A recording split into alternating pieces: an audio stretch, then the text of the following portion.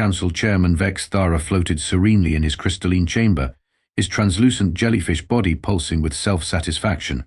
17 million years. That's how long the Galactic Harmony Council had maintained perfect peace across 47 star systems. Not a single conflict, not one diplomatic incident, not even a strongly worded complaint. It was, he believed, the greatest achievement in the history of civilized existence. The secret, of course, was the universal politeness protocol. Every word, every gesture, every thought transmitted between species had to pass through 17 layers of diplomatic filtering. Nothing crude, nothing direct, nothing that might possibly offend anyone ever got through. The communication took approximately 6 months per sentence, but hey, that was the price of perfection.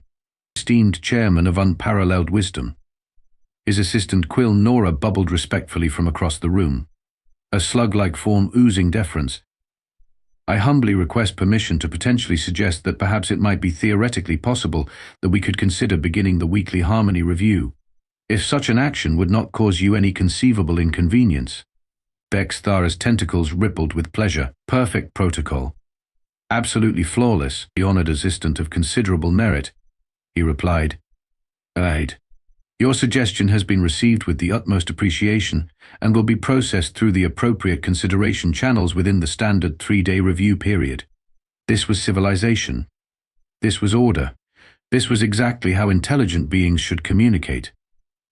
The chamber's walls displayed holographic representations of member species from across the galaxy.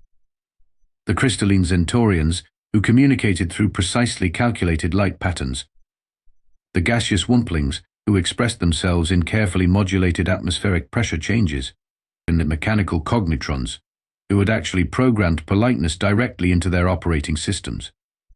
Each species had spent millennia perfecting the art of saying absolutely nothing while using as many words as possible.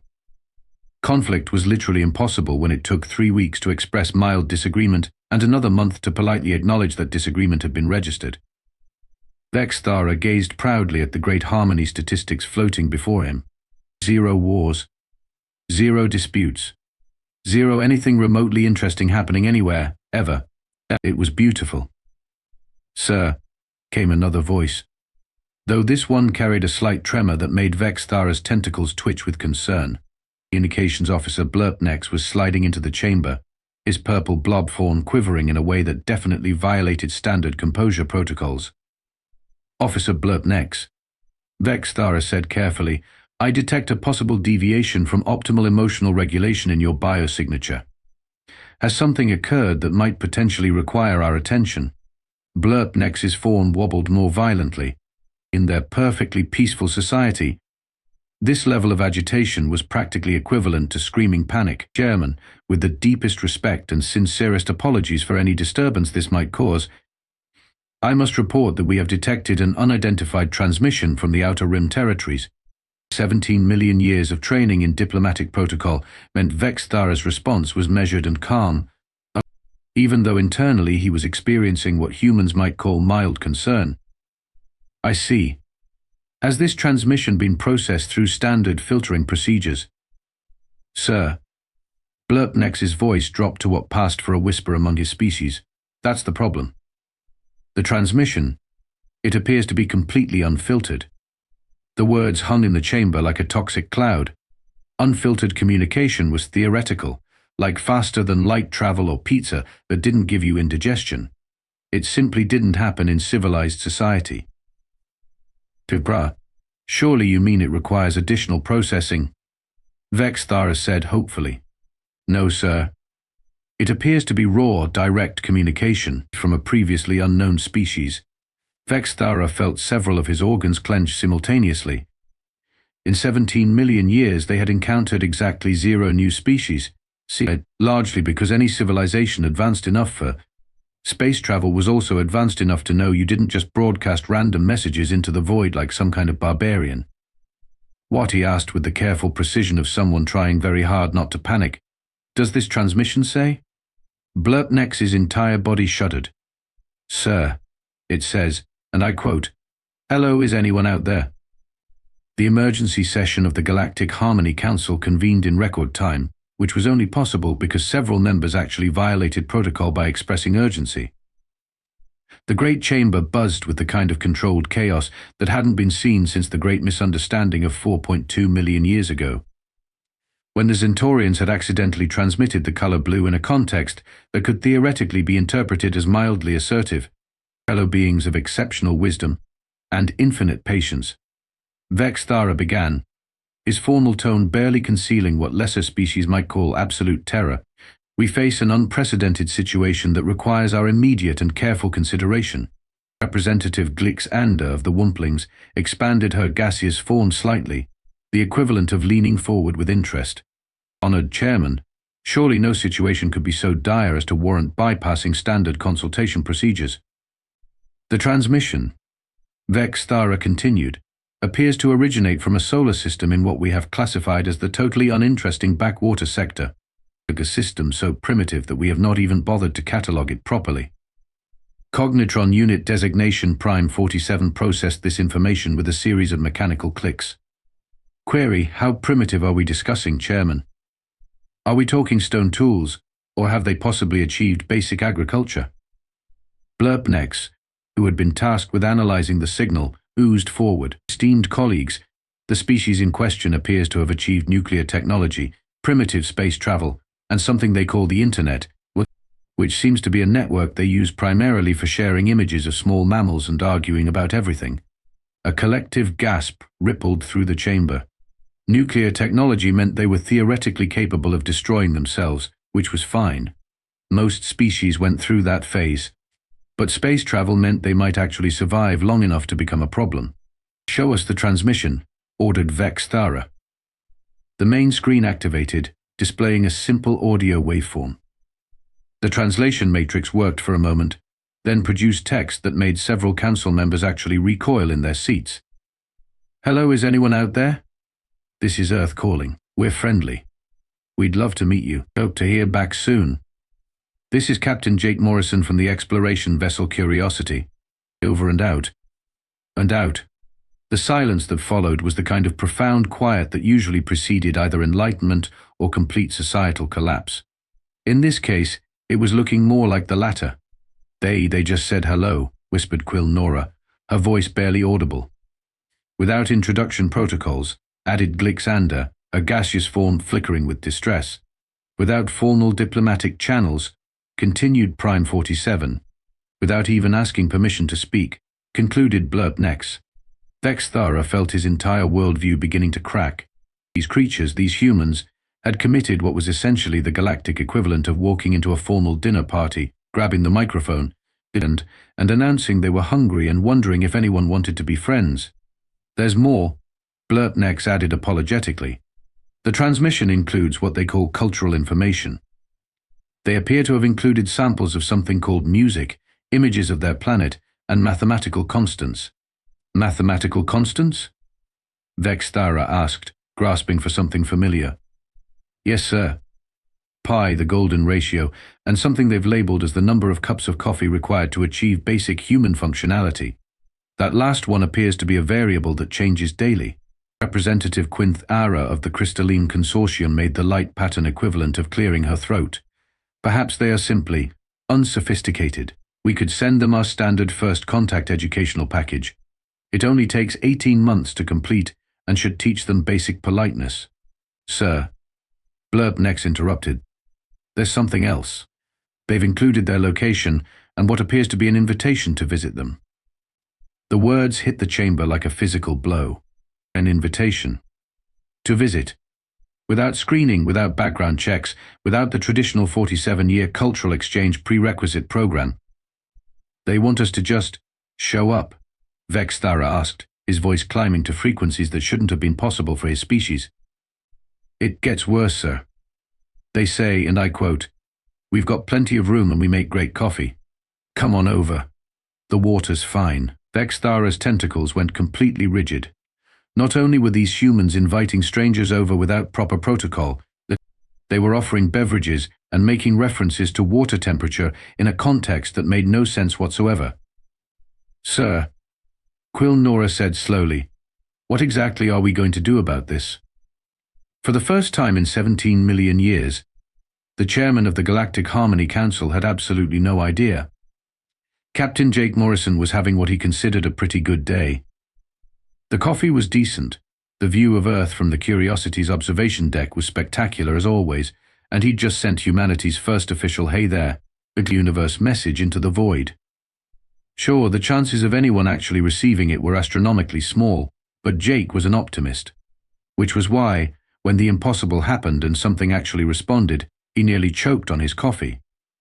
"Captain," his communications officer Lisa Park called out, "you're going to want to see this." The main screen filled with what could only be described as the most elaborately formal response in the history of communication.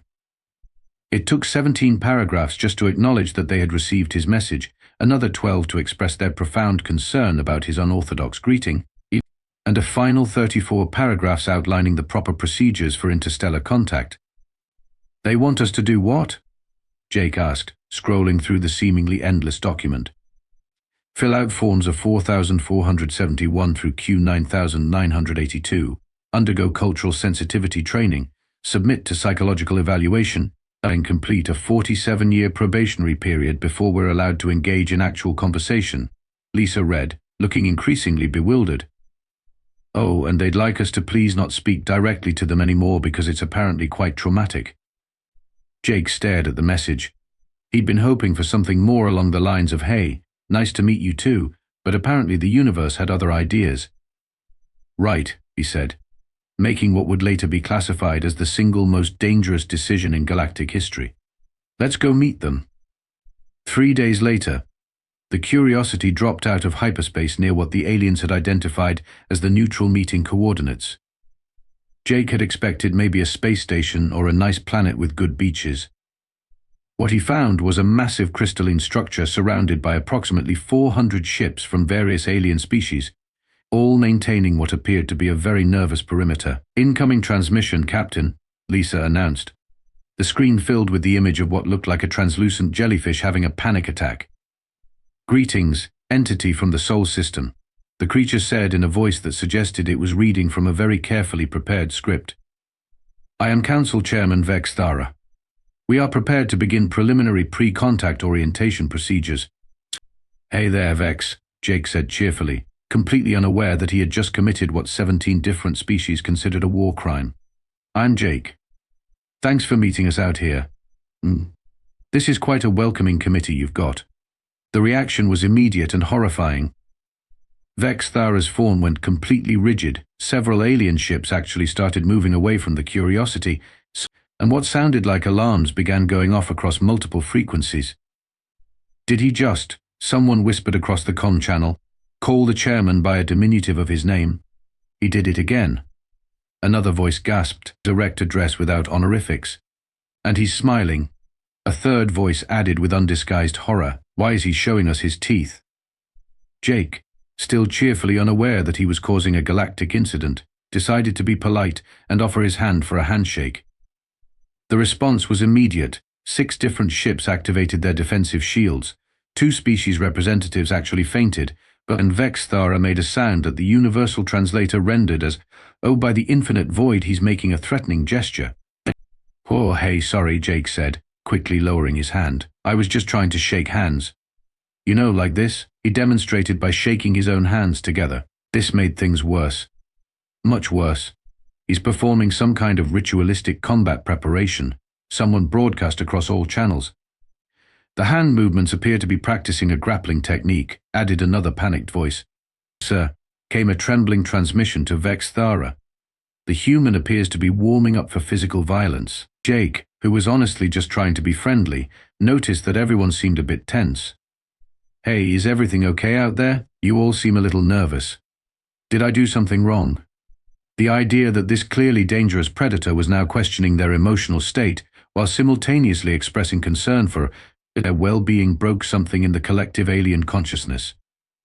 The concept was so foreign, so completely outside their understanding, that several of the more sophisticated AI systems actually crashed trying to process it. "The creature," Vex Thara whispered to his council, "appears to be expressing empathy while maintaining an aggressive posture. That's impossible. replied Quill Nora. Predatory species don't show concern for their prey's emotional state. Unless, suggested Blurpnex with growing horror, they're incredibly sophisticated hunters who use psychological manipulation before striking. Jake, meanwhile, was still waiting for someone to answer his question. Seriously, guys, if I'm doing something wrong, just let me know. I'm new at this whole galactic diplomacy thing, but I'm a quick learner, and with those words, Jake Morrison single-handedly convinced an entire galactic civilization that humanity was the most terrifyingly deceptive species the universe had ever encountered. The emergency session of the Galactic Harmony Council was, by any reasonable measure, a complete disaster. For the first time in 17 million years, representatives were actually interrupting each other, raising their voices to what could generously be called mildly elevated, and committing the ultimate sin of expressing opinions without first requesting permission to potentially consider having thoughts. The human threat must be assessed immediately, declared Representative Glixander, her gaseous form fluctuating with what could only be described as agitation. Their psychological warfare capabilities are beyond anything we've encountered. Vexthara's tentacles writhed as he tried to maintain some semblance of order. Please, fellow beings, let us approach this with our traditional calm deliberation. Traditional calm deliberation, snapped Cognitron Prime 47, his mechanical voice crackling with static that definitely wasn't supposed to be there, has been rendered obsolete by a species that weaponizes friendliness. The holographic display at the center of the chamber showed a freeze frame of Jake Morrison's face, caught in the middle of what humans called a smile, but which 17 different xenobiologists had classified as a predatory threat display designed to intimidate prey by exposing calcium-based crushing implements. Let us review the evidence, Vexthara said, desperately trying to restore some semblance of protocol. Communications Officer Blurpnex, please present your analysis. Blurpnex oozed forward, his purple form quivering with barely contained panic. Fellow beings, I have conducted extensive analysis of human behavior patterns, and I must report that we are dealing with a species of unprecedented psychological sophistication. The chamber fell silent, which was saying something since several species communicated primarily through absence of sound anyway. First, Blurpnex continued, humans regularly expose their dental structures as a supposed sign of pleasure or approval. This is clearly an intimidation tactic designed to remind other beings of their capacity for violence. Quill Nora's slug-like form shuddered, but they do it while expressing positive emotions. The psychological implications are terrifying. Second, Blurpnex pressed on. Humans engage in ritualistic combat for entertainment purposes. They have something called sports where individuals or groups attempt to dominate others while crowds of observers make loud celebratory noises. War cries, muttered Representative Zenthylo of the Crystalline Consortium, her light patterns flickering erratically. They train their entire population in battle techniques and call it fun. Third, and perhaps most disturbing, Blurpnex's voice dropped to what passed for a whisper among his species. Humans consume heated plant matter as a daily ritual. They call it coffee, and they appear to be completely dependent on it for basic cognitive function. The implications hit the chamber like a shockwave. A species that required mind-altering substances just to think clearly was either incredibly primitive or so advanced that they had transcended normal biological limitations. Given humanity's other behaviors, the Council was leaning toward the latter interpretation. There's more, Blurpnex added apologetically. Humans appear to engage in something called small talk, which consists of exchanging meaningless information about weather patterns and personal well-being for no discernible strategic advantage. The Council members exchanged looks of growing horror. Information exchange without purpose was beyond their comprehension. It was like communication for the sake of communication itself. But why? Asked Glixander. What possible advantage could random information sharing provide? That's just it. Blurpnex replied. We don't know. Either it serves no purpose, which would make humans the most inefficient communicators in the galaxy, or it serves a purpose so sophisticated that we can't even comprehend it. Vexthara felt his worldview continuing to crumble. What about the human-designated Jake Morrison? Have we learned anything about his specific role? He claims to be an explorer, Blurpnex said, but analysis of his behavior suggests he may be their most skilled psychological warfare specialist. He demonstrates concern for others while maintaining aggressive postures. He offers to share resources with complete strangers. He even asked if we were okay when we displayed obvious signs of distress. The silence that followed was the sound of 47 different species trying to process the concept of genuine concern from a stranger. "Sir," Quill Nora said slowly, "what if they're not actually trying to manipulate us?" The question hung in the air like a toxic gas cloud.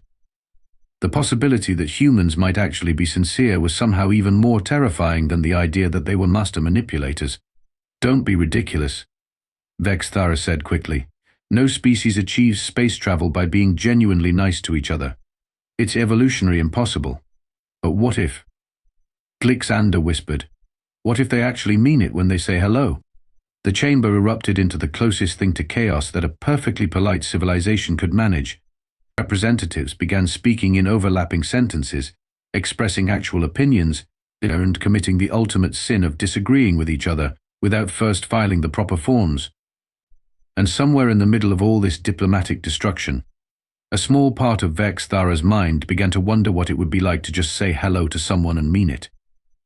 The Galactic Harmony Council's Special Investigation Committee had been working around the clock for 3 standard galactic days, which was practically unheard of in a civilization where most decisions required a minimum 6-month consideration period.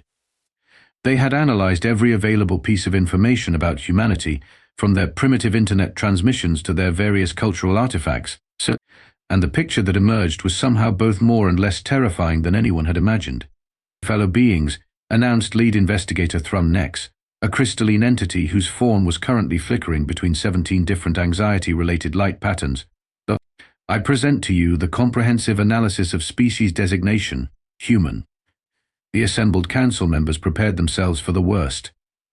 Given humanity's initial display of casual friendliness and psychological manipulation tactics, they expected to learn about a species of master strategists who had weaponized pleasantness to conquer their enemies. "Humans," Thrumnex began, "are a species that appears to have achieved technological advancement despite being fundamentally insane." This was not what anyone had expected to hear. "Please elaborate," Vexthara requested, his tentacles curling with confusion. "They engage in activities they call extreme sports, which involve deliberately placing themselves in life-threatening situations for the sole purpose of experiencing what they term fun. They throw themselves out of perfectly functional aircraft in vertical rock faces without apparent purpose, and race wheeled vehicles around circular tracks at dangerous speeds while crowds cheer." Representative Quill Nora made the slug equivalent of a puzzled expression. "But surely this serves some evolutionary purpose. Preparation for combat, perhaps. That's what we thought initially," Thrumnex replied, "but further analysis reveals they do these things purely for entertainment. They have turned self-endangerment into a recreational activity." The council members exchanged glances of growing bewilderment. A species that deliberately sought out danger was either the most formidable warrior race in the galaxy or completely insane. Possibly both. Additionally, Thrumnex continued, "Humans appear to have domesticated other species for the primary purpose of emotional companionship. They keep small carnivorous mammals in their homes and refer to them as pets, treating them with affection typically reserved for offspring." Cognitron Prime 47 processed this information with a series of confused beeps. Query: do these pets serve a functional purpose? Food storage? Defense mechanisms? No, Thrumnex replied. Humans feed these creatures, provide them with medical care, and display images of them to other humans as a source of shared joy. They have weaponized cuteness for the purpose of happiness distribution. The concept was so foreign that several council members experienced what could charitably be called system crashes. But here, Thrumnex said, his light patterns shifting to something resembling excitement, is where it becomes truly interesting. While humans engage in these apparently irrational behaviors, they also demonstrate unprecedented levels of cooperation and problem-solving ability. A new holographic display activated, showing images from Earth's history. When faced with natural disasters, humans from different tribal groups work together to provide aid. When confronted with global challenges, They create international organizations dedicated to finding solutions. They even venture into space not to conquer, but to explore and learn. That's impossible, Vexthara said flatly. Species don't achieve space travel through cooperation. The competition drives advancement. Everyone knows that. Sir, Thrumnex replied gently. That's how we achieve space travel. But humans appear to have done it differently. Yep. Vijay. They built their space program through international collaboration. Multiple tribal groups contributed resources and knowledge to achieve a common goal. The chamber fell silent as 47 different species tried to process the concept of voluntary cooperation between competitive groups. There's more, Thrumnex added. Humans have something called art, which serves no survival function but which they create and share purely for emotional and aesthetic satisfaction.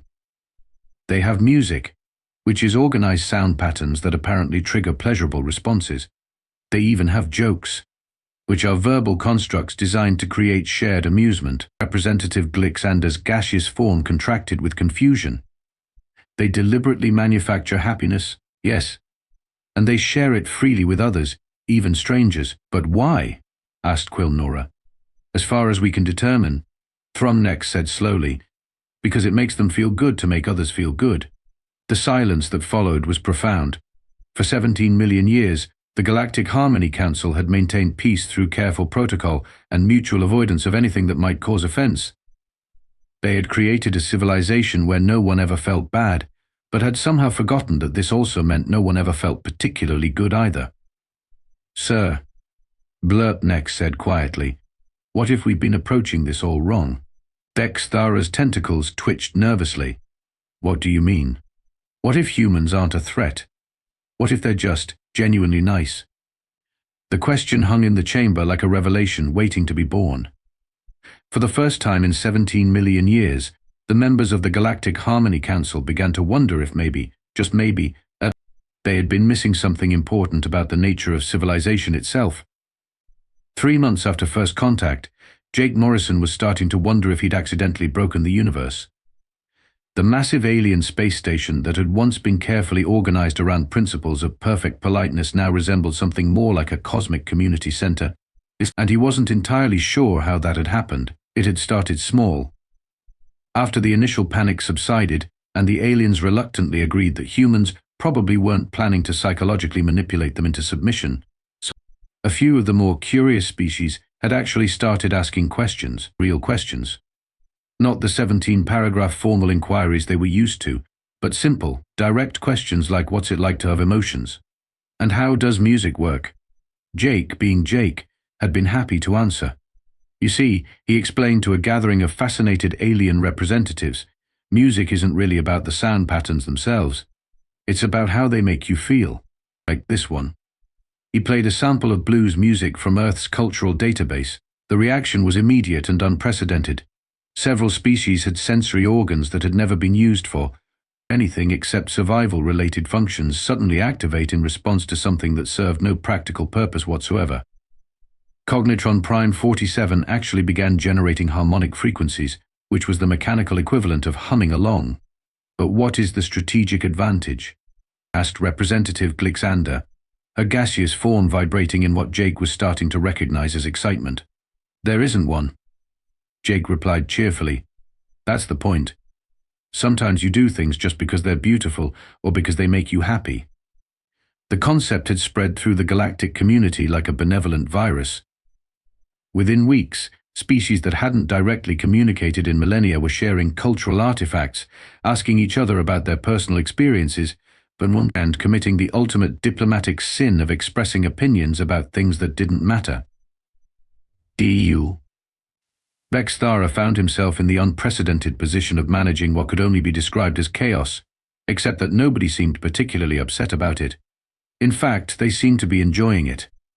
Chairman, Quilnora said, approaching him with what appeared to be enthusiasm, the Crystalline Consortium has created something they call light poetry, and they want to share it with everyone.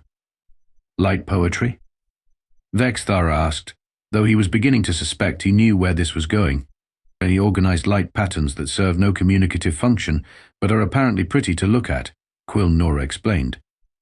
and the Wumplings have been experimenting with atmospheric sculptures that they say represent their feelings about the color green. Vexthara looked around the great chamber, where representatives from dozens of species were engaged in activities that would have been unthinkable just months earlier. Aliens were sharing personal stories, collaborative creating things for no reason other than the joy of creation, and actually laughing at each other's jokes. It was complete anarchy. It was also, he had to admit, kind of wonderful. "Sir," Blurpnex approached, his purple form practically vibrating with excitement. "I've been working with the humans on something called small talk, and I think I'm getting the hang of it. Would you like to hear about my day?" The question should have been horrifying. The personal information shared without strategic purpose was everything their civilization had been designed to avoid. Instead, Vexthara found himself genuinely curious about his subordinates' daily experiences. "I would," he said, and realized he actually meant it. Meanwhile, Jake Morrison sat in the observation lounge of the alien station, sharing coffee with representatives from 6 different species and marveling at how quickly things had changed. The coffee had been a particular hit. Apparently, most species had never experienced voluntary mild chemical alterations for the purpose of improved mood and alertness. "So let me get this straight," said the representative from the Mechanical Collective, a robot who had started calling himself Gears after learning about human nicknames. "You just walk up to strangers and say hello and sometimes they become friends?" "Pretty much," Jake confirmed. "Sometimes they don't want to talk, and that's okay too. But sometimes they do, and you learn interesting things about each other. And this requires no formal protocols, no background checks, no 47-year evaluation periods. No, you just have to be genuinely interested in other people and treat them with basic respect." Gears processed this information with a series of thoughtful beeps. "This is either the most sophisticated social technology in the galaxy or the simplest thing ever invented. Could be both," Jake suggested, as he looked around the lounge, where aliens were engaged in activities ranging from collaborative art projects to competitive games that served no purpose other than fun. Jake reflected on the strange turn his life had taken. He'd set out to make humanity's first contact with alien life, and somehow ended up accidentally teaching the galaxy how to be friends. Not bad for a guy who just wanted to say hello. 17 million years of peace hadn't been ruined by one human greeting. It had been transformed by it. The galaxy was definitely louder now, definitely messier, and definitely more complicated. But it was also more alive than it had been in 17 million years, and sometimes, Jake thought, alive was better than perfect. The universal translator chimed with an incoming message from Earth. "Hey Jake, how's it going out there? Made any friends yet?" Jake looked around at the bustling, chaotic, joyfully imperfect community that had somehow grown up around a simple hello, and smiled. "Yeah," he transmitted back. "I think I have.